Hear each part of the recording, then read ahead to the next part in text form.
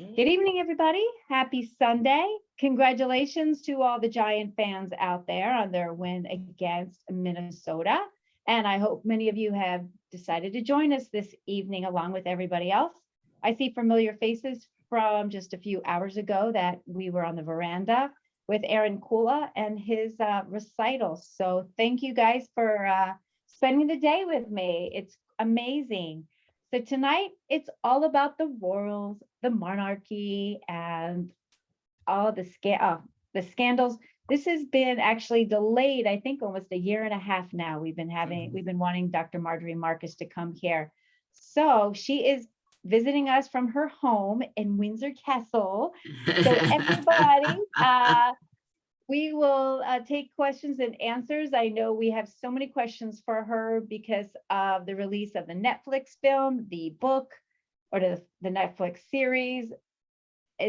So let's talk everything about the royals. Dr. Margery Marcus, it's all yours. Take it. Thank you. Thank you. And I'm so glad that we did wait a year and a half because there has so much that's been going on. It is my pleasure to be here with Gleneagles tonight to bring you what's next after Elizabeth, Monarchy at a Crossroads. And you can see from my very first slide, there we have 25-year-old Queen Elizabeth, 1953 at her coronation, as compared to her son Charles, whose coronation is coming up in May, and he is 74. So just to remind you about the royal line of succession, Charles, of course, is now King Charles III. Next in line is his son, William, Prince of Wales, Duke of Cambridge, Duke of Cornwall.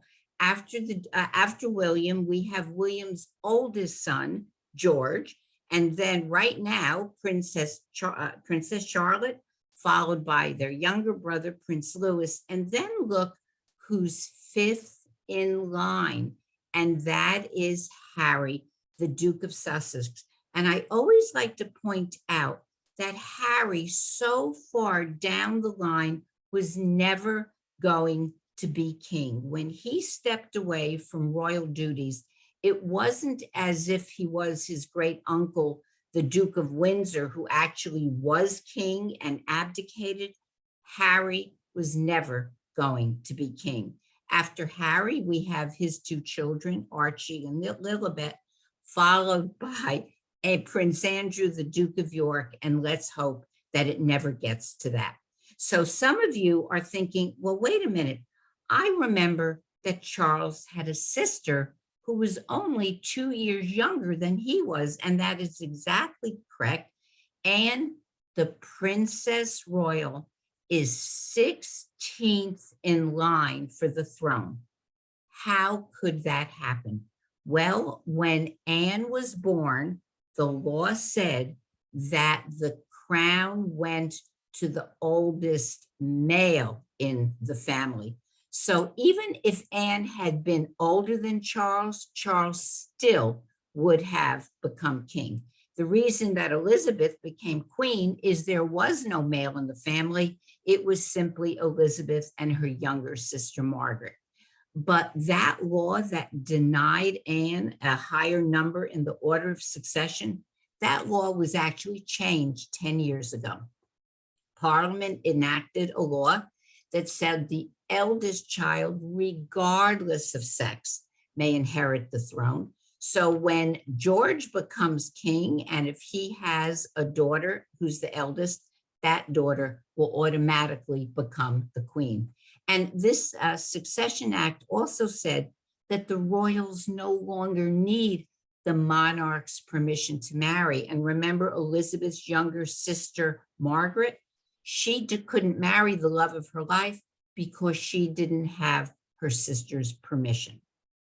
So Queen Elizabeth, of course, has been one of the most admired women in the world ever since Gallup started taking that poll in 1948. She has been at the top of that poll 51 times, followed by Margaret Thatcher, Oprah Winfrey, Hillary Clinton, and Jackie Kennedy. And one of the reasons that she has so beloved and admired is that she is recognized for her tireless devotion to duty. And that's a picture of the famous red box that she would have delivered to her every single morning with her day's work in it. She met every president from Eisenhower to Biden. She actually did meet Harry Truman, but she wasn't queen at the time. And she never met LBJ because she was pregnant and couldn't leave England. 15 prime ministers formed governments in Elizabeth's name, from the very first Winston Churchill to the very last. So just take a look at that picture on the right for a minute. That is Queen Elizabeth 2 days before she died. She's shaking hands with Liz Truss. Liz Truss was only prime minister there for about 6 weeks, but look how old and infirm Elizabeth looks there. And we find out after she died that she had a cancer of the bone. 1992 for the Queen was a terrible year, despite all the love that her people gave her. In 1992, a portion of her beloved Windsor Castle burned. Took 8 hours for firemen to put that out. Her son's marriage, her son Andrew's marriage to Sarah Ferguson was falling apart. Remember when Sarah was caught topless on a beach with her lover in a toe-sucking incident? 92 was also the same year that Diana, her true story, was published by Andrew Morton. And if you're any Crown watchers out there, and I'm going to talk about the Crown in a little bit, the Crown actually got that right. Diana wanted to be able to say that she never sat for an interview with Andrew Morton. What happened was Andrew Morton would write down the questions he wanted answered, send them to Diana. Diana would tape the answers, send the tapes back to Andrew. So it was her story in her own words, but she had deniability. And 1992, that same horrible year, even Princess Anne, who was always so innocent and so beloved, was caught in a royal scandal. Anne's marriage to Mark Phillips was going down the tubes. Love letters from her lover, Timothy Lawrence, were stolen out of her bedroom and published in the paper. She got a royal divorce in 92, and she married Timothy Lawrence that same year. And very often, if you see some kind of celebration or funeral on television, and you see Princess Anne and you see the fella next to her, that's her husband, Timothy Lawrence. And of course, 97 was a terrible year for the Queen too. That's the year that Diana died. And the tabloids really turned against the Queen. Queen Elizabeth was in Balmoral. The tabloids screamed, "Come back, show us you care, lower the flag to half-mast." She came back. She addressed the nation saying how sorry she was for the death of Diana. And then, in a breach of protocol, as she was watching the funeral procession and as Diana's hearse passed by, Queen Elizabeth bowed her head, and she never did that. And then, of course, 2021 was a pretty bad year too. In March, Harry and Meghan, of course, did their famous interview with Oprah. And of course, there's the Queen saying, well, it could be worse. She could be interviewing Andrew about Epstein.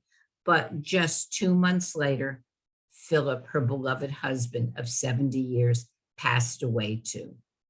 Then, of course, it was the Great Platinum Jubilee. In June, we all watched it. I love this picture. Pictures of the Queen in various stages of her life were projected onto the stones of Stonehenge. And in September, the Queen died. I'm sure many of us watched it on television. 200,000 people filed past her coffin. Some of them waited up to 24 hours to pay their respects to Elizabeth. The minute that his mother died, Charles became king. There were great ceremonies of ascension. He ascended to the throne, and several days later, every city throughout the realm proclaimed King Charles III. So here we have King Charles III, King Charles II, and King Charles I. So just a little bit about the interesting idea that he picked the name Charles. So of course, that's his name. We know him as Prince Charles, but Charles has four names. He could have been either Charles, Philip, Arthur, George. If he had picked Philip as his name, he would be honoring his father. If he picked George, he would be honoring his grandfather, George VI. If he picked Arthur, he could be calling up all the legends of the great Arthurian stories, but he picked Charles. So the problem with picking Charles is Charles I was beheaded. Charles I was a king who believed that he served by divine right. Parliament disagreed. There was the English Civil War. Oliver Cromwell became the regent running the country, and Charles I was beheaded for treason. So Charles I is beheaded. Oliver Cromwell leads the country. Cromwell is a Puritan. Puritans closed the theaters. They outlawed celebrations and holidays. People spent all their time in church. It was a very difficult time for the English. Cromwell dies, and Parliament can't get back to a monarchy fast enough. They find Charles I's son, Charles II, in Europe. They offer him the throne, and Charles II returns. It's called the Restoration. The theaters open. There's dancing in the streets. So the problem with Charles II, he was a sex addict. Charles II had 12 illegitimate children, no legitimate ones.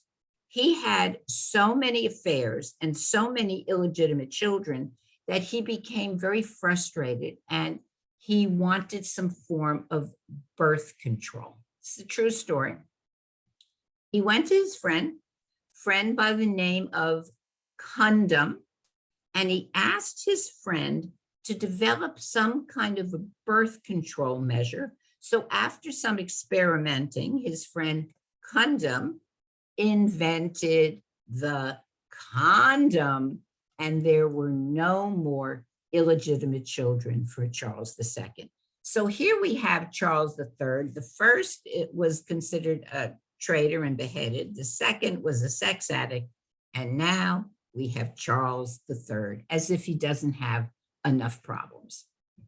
Never been particularly popular. Just 2 months after he became king, so that would be, he became king in September. So in November, about 21% of the Brits were more negative to him. About 37% were more positive. 8% said they didn't know one way or the other. And about 34% said, well, we really haven't changed our opinion of Charles. His coronation is coming up May the 6th, 10 years in planning. It's a secret plan known as Operation Golden Orb. And Charles, always one to sort of respect the purse, says that he's toning down his coronation. He's only inviting 2,000 people, while his mother had 8,000 at her coronation. And of course, because it was Elizabeth's sincerest wish that Camilla be crowned queen consort, the two of them are going to be crowned side by side. And I know that someone out there is going to ask me about Harry, about whether or not Harry and Meghan are going to be invited to the coronation. And most experts believe they will be invited, and they will find a reason not to come. The problem, of course, with Charles being crowned is that he has never been as popular as his oldest son, William. Only 29% of the Brits said that they wanted him to be the king, but over 40% said they want William. But of course, it's not up to the people to decide who the king's going to be.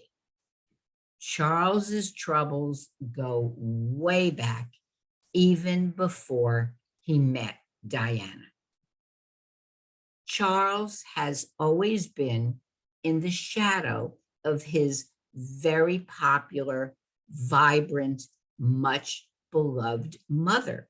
Charles's childhood is said to have been a very sad childhood, as much as the public may have admired Queen Elizabeth. As a mother, she was very distant, and there were weeks and weeks at a time where Charles never even saw his mother or his father. His father thought that Charles was effeminate. Charles, as a teenager, didn't like sports. His interests were architecture and the environment. These are not very traditional interests of a British teenager. He sent Charles off to a really Spartan boarding school in Scotland, the one that he went to, where Charles was bullied unmercifully. So Charles did not have a particularly happy childhood. He's considered a transitional king. He becomes king at 73. He turns 74 in November. Even if he reigns 20 years to his early 90s, that's a fraction of what his mother ruled for. He's so unpopular that there have been at least 2 incidents of people throwing eggs at Charles. And here the green arrow is pointing to the eggs. And there's the fella being taken off. Could you imagine someone egging Queen Elizabeth? But they're out there disrespecting Charles.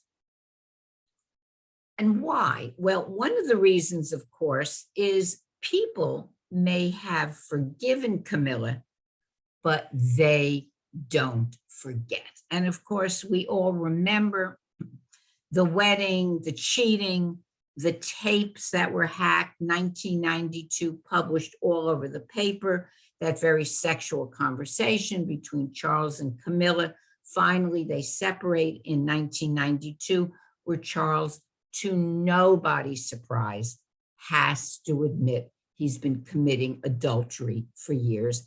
Finally, Diana's dead in 1997. It takes years to rehabilitate Camilla's reputation. And finally, she's accepted, and he marries the love of his life in 2005. Other problems dogging Charles, though, are the fact that the top aide in charge of what was called the Prince's Charities resigned for selling titles for donations. If you were an Arab sheikh and you wanted to be an earl, you just gave the Charles's charity, 200,000 pounds, and instantly you were an earl. So that was very, very embarrassing. Then we have what are called the Black Spider memos. For 50 years, Charles has been writing letters to the prime minister, to members of parliament, to CEOs, putting forth his political views and advising them on what they should do.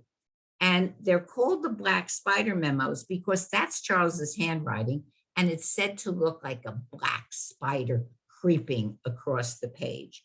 We know that the monarchy is supposed to be above politics.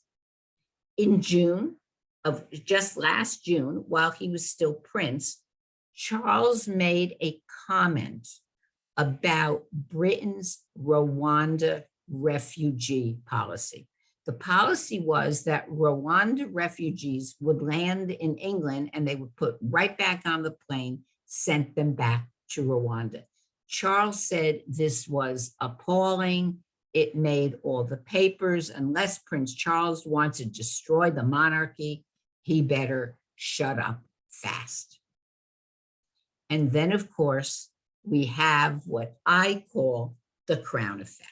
The Crown, of course, 5 seasons on Netflix. If you have not seen The Crown, you have to see it. Maybe I can interest you in it.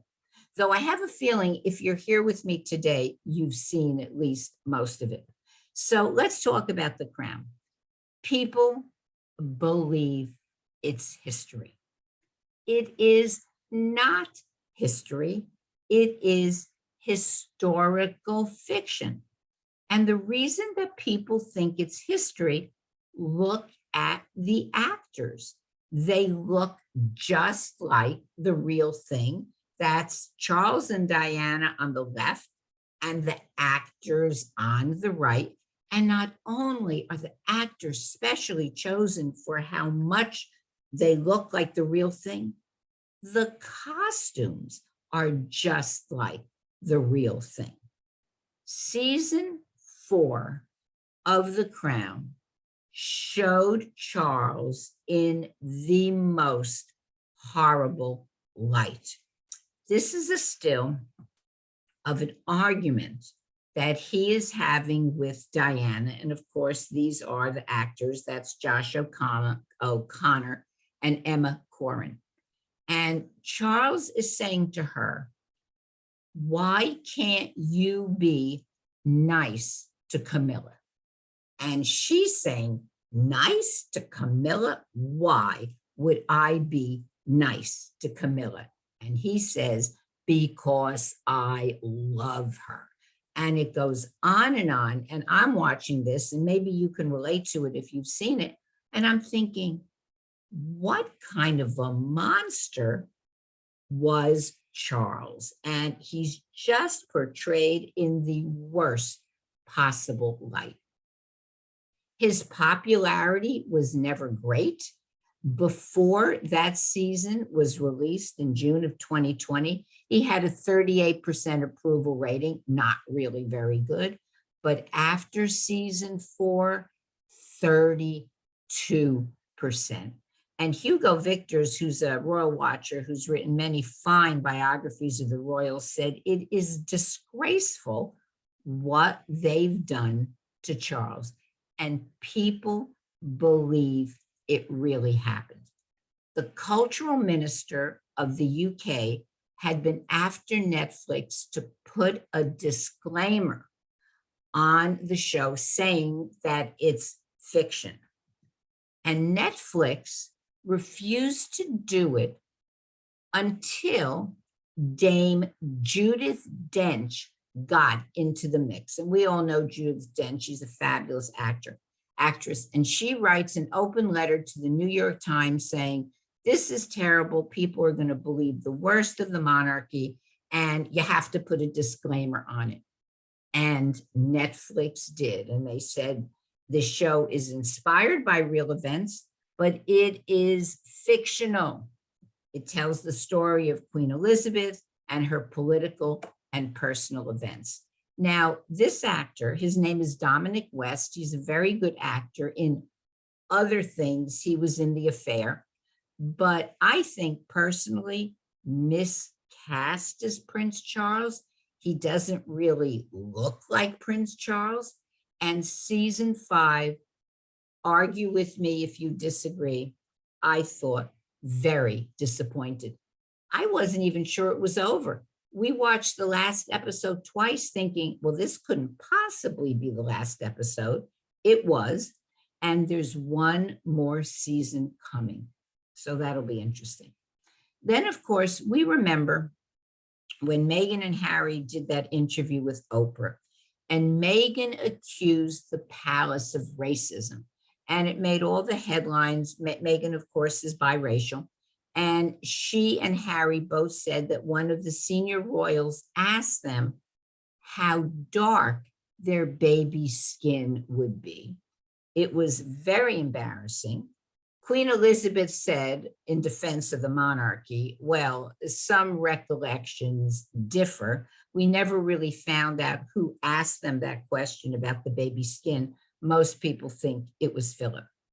And just when William and Kate were in the United States, showing the world how relevant and how modern the monarchy is, this scandal breaks. This is the newest royal racism scandal. Camilla at Buckingham Palace hosted a tea, and the tea was to honor the founders of charities devoted to women and violence against women. And one of the guests was the founder of a charity for women, and her name was Nkosi Fulani.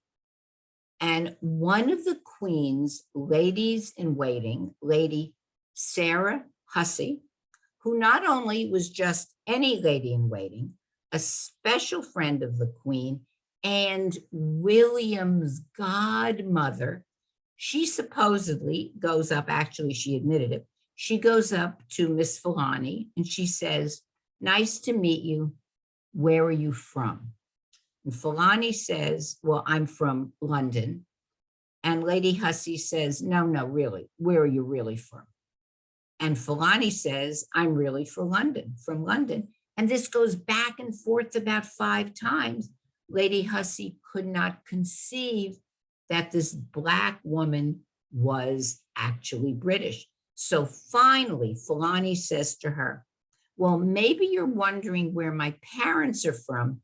My parents are from the Caribbean." And Lady Hussey says, "Aha, now we're getting somewhere." So the whole thing was a complete royal disaster.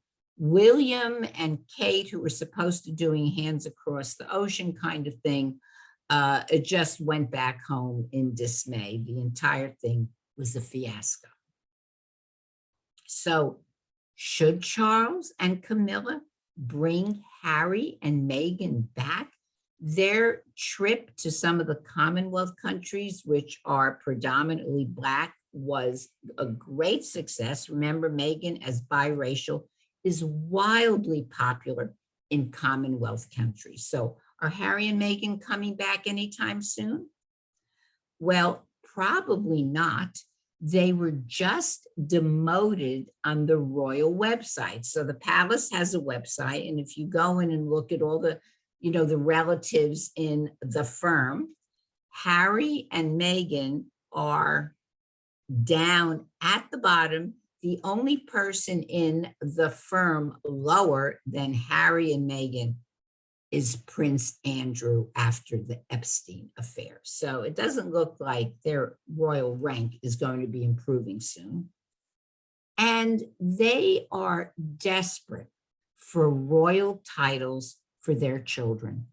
Prince Charles has within his power the ability to name Archie Prince and Lilibet Princess. And this is something that Meghan has talked about a good deal. But if Harry and Meghan keep going on the way they are, I doubt very much if Lilibet and Archie are going to get those titles. Many of you have probably seen the newest, it's a 6-part docuseries in which they talk about their trials, their tribulations, how mean everybody was to them. This was the most watched documentary ever on Netflix. Then, of course, the popularity among the Britons right before the series was way below 0% popularity and is even further down after the series. And then we've been reading so much about Harry's memoir called Spare. And much has been made about the cover of the book and the title of the book. So there's Harry, and he's just looking right at the reader. And the publishers have chosen to call this book Spare. So does it mean Harry is the spare, as in the heir and the spare? Or does it mean he is going to spare no one? He is going to tell the truth. This is the biggest selling nonfiction book in history. And I was telling Tammy, I haven't gotten up this courage yet to buy it, but I will. But I'm reading so much about it as if I've already read it. And some of the things that he talks about in the book is, remember that famous Nazi uniform event where he goes to a costume party as a much younger man wearing a Nazi uniform? Well, supposedly William would put him up to it. Then he reveals that the brothers begged Charles not to marry Camilla. And then in something so embarrassing, Harry talks about his todger. Now, a todger is, let's see, an English way of saying male genitalia. And evidently, William and Kate's wedding, I remember it was in the winter, it was very cold, and Harry says his todger got frostbite and, he had to go to the doctor and get that fixed. And then he goes on to address rumors that James Hewitt, his mother's lover, is actually not his father. And the whole thing goes on, and it sounds very sordid to me. If any of you have read it, please let us know. Well, he doesn't have a lot of sympathy in Europe, in England in particular, has a little bit more popularity in this country, but the New York Post is merciless. They called him the Prince of Wales, wine, wine, wine.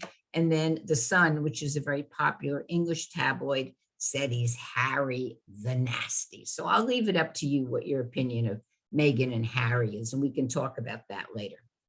So are William and Kate filling the void? They are the Prince and Princess of Wales, the Duke and Duchess of Cornwall and Cambridge. This is their first formal painting. It was just released this summer, and they're looking very, very formal, I guess, in it is the best that I can describe it. 2/3 of Britons think that William and Kate will have the greatest influence over the future of the family. They're much younger. I mean, he's 40. So even if his father lasts 20 years, he'll be 60 when he comes to the throne, which is a lot younger than Charles is now.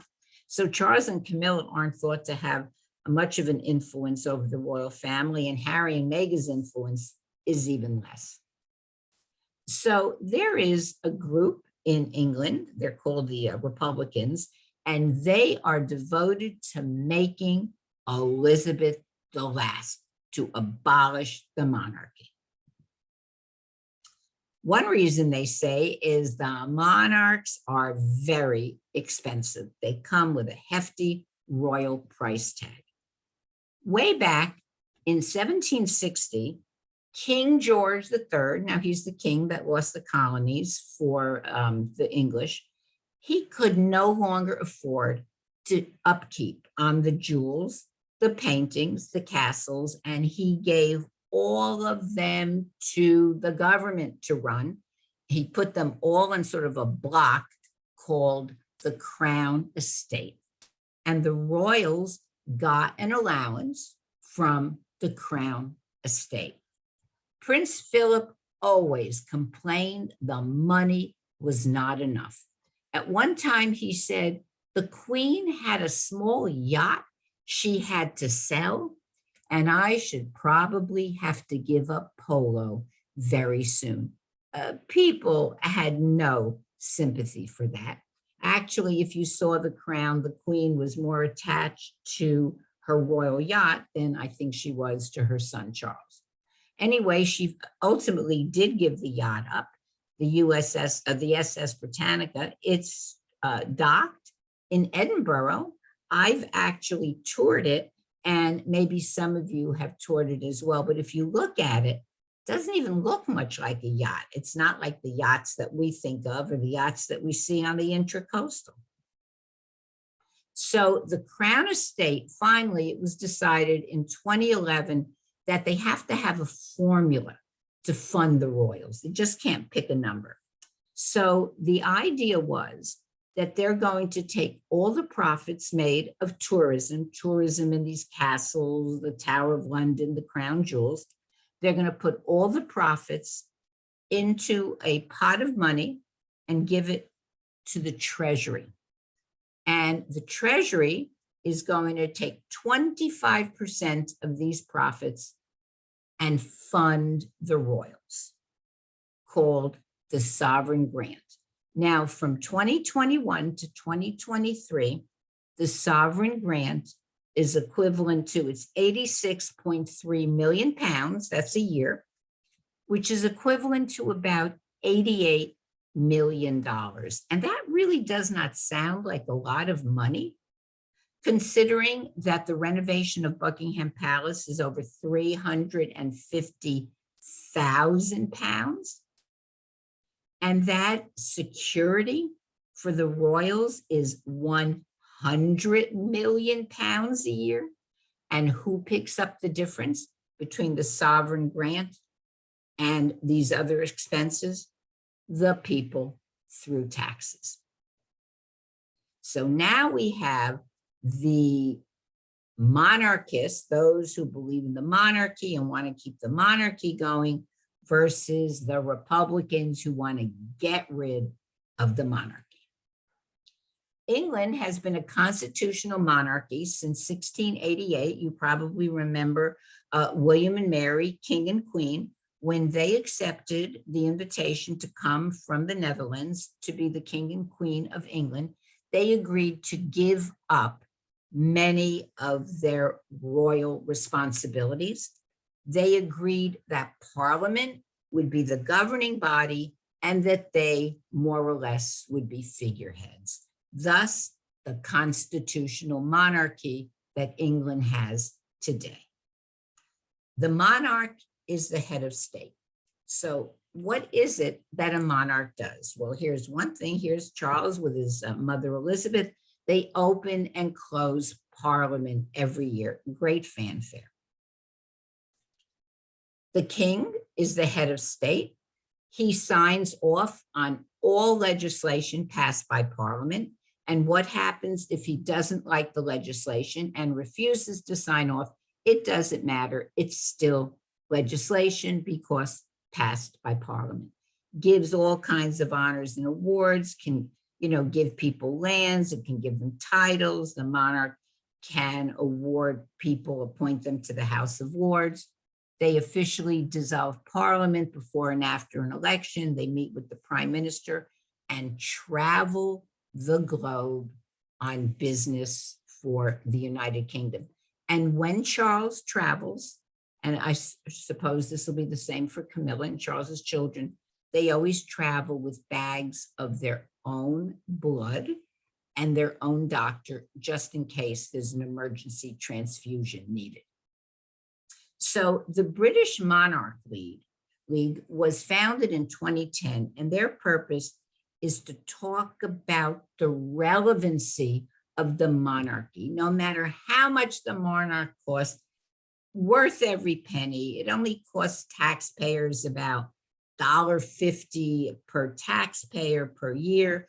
The monarch is one of the most respected heads of state, boosts national unity, and you always hear they generate as much money as they cost. However, the Republicans beg to differ. The head of the Republic movement, Graham Smith, says every year we go through the charade. The palace tells us that the monarchy is great value. He says baloney. He says it costs the country at least 334 million pounds above and beyond the sovereign grant to keep the monarchy going. If you drive throughout England, you could see billboards like this. They're secretive, they're divisive, they're undemocratic. Abolish the monarchy. One newspaper ran an editorial, the royal family glaring symbols of unearned privilege and inequality. You're born into it. You don't do anything. You're just lucky enough to be born royal. But even abdicating for the abolishment of the monarchy is actually treasonous. They passed a law under Queen Victoria's era that said it is a felony. So the members of the Republic movement could actually be tried for treason. They haven't been, but they could be. So should Britain become a republic or remain a monarchy? And this was a poll, and it's a pretty recent poll. It was the same question was asked to 1,000 Brits in April of 1923 and in November of 2021. And in April, 70% of the Brits said we should retain our monarchy. In 2021, that number was down 10% to only 60%. So that's not, I think it's a pretty steep drop in about 8 years. And if you look at the gray line, the number of people who are thinking that we should lose the monarchy has actually gone up from 10% to 19%. So you can see slowly public opinion shifting, especially among younger people. In the age group of 18 to 24, support for the monarchy has plunged from 48% to 20%. And the number of people who think the monarchy is bad for the country has gone up considerably. And this is from last February. So the monarchy is probably not going anyplace soon, but in the future, not in our lifetime, there may well be no more royals. So let's talk about Republican rumblings in the Commonwealth. And you hear the Commonwealth of Nations. The Commonwealth Nations is an informal group of 54 countries. You don't have to have the king as your head of state to be in the Commonwealth. In fact, only 15 of those countries have the king as the head of state. The Commonwealth of Nations comprises 2.5 billion people, 1/3 of the world's population. Wouldn't you think that the royals would really value Meghan in the Commonwealth? But it doesn't look like they do. The problem with the Commonwealth countries is that cloud of colonialism that comes up every time we talk about the Commonwealth of Nations. And you can read lots of newspaper articles about how the British came in and they destroyed many of these countries. Most of the inhabitants of these countries are Black. They robbed the land, they robbed the jewels, and they treated the inhabitants very poorly. Barbados, a Commonwealth country, recently cast off the monarch and became the newest republic, not just 2021. It looks like Jamaica is headed in that same direction. And that's a picture of Kate and William, and they were coming down the plane, they were visiting Jamaica. They ran into so many anti-royal protests that they cut their visit short and went back to London. Jamaica is probably going to be the next country to cast off the royals. Probably about 2025, they'll become a republic. Then Australia had a very sort of effective, they didn't win, but a very vibrant Republican movement. In 1999, they put it to a vote to the country, should Australia become a republic. It was defeated by 10 percentage points, which doesn't seem like so much. But the new Prime Minister of Australia is pro-republic. So it'll be very interesting to see what happens in Australia. And then there's Canada. Could Canada get rid of the Queen? There is growing support for a republic in Canada. 67% of the people in Canada oppose recognizing Charles as king. 75% don't want to recognize Camilla as their queen. And this poll was taken less than a year ago. Very unpopular in Canada. However, probably Canada will not be able to abolish the monarchy because back in 1982, Canada passed a law that said, in order for Canada to become a republic, every House of Parliament has to vote for a republic, and every one of the 10 Canadian provinces have to vote for a republic as well. So that's probably never going to happen. So let's say that the United Kingdom wants to abolish the monarchy. Well, how would they do that? Well, the picture on the left shows you how they did it once before. That's the beheading of King Charles I. Or they could do it the civilized way, the way they did Brexit. Parliament could vote and then put it to a vote of the people, and the people could vote. Or, Parliament could just say, pass a law, we're not going to be a monarchy anymore, we're going to be a republic. So if that happened, which is incredibly unlikely, probably for another 50 years at least, what would a republic look like? Well, first of all, in a republic, you don't have a monarch, you have a president. So here we have Charles and Camilla, they would be out. And here we have the lovely president of Barbados, the female president. What about all those hundreds of millions of pounds every year in the sovereign grant? That money would go right back to the people. If there are no sovereigns, there's no need for a sovereign grant. Then Buckingham Palace and Windsor Palace go right back to the people. The royals have to move out. But don't worry, because they own Balmoral and Sandringham, so they'll always have a place to live. And what about the House of Lords? We remember that we have two houses in Congress, and Parliament has two houses, the House of Commons, which passes most of the laws, and then the House of Lords, which approves them or talks about them. They don't have any real power. The House of Lords is a lifetime appointment. At one point, it was hereditary. If your father was a member of the House of Lords, you're a member as well, and a member for life.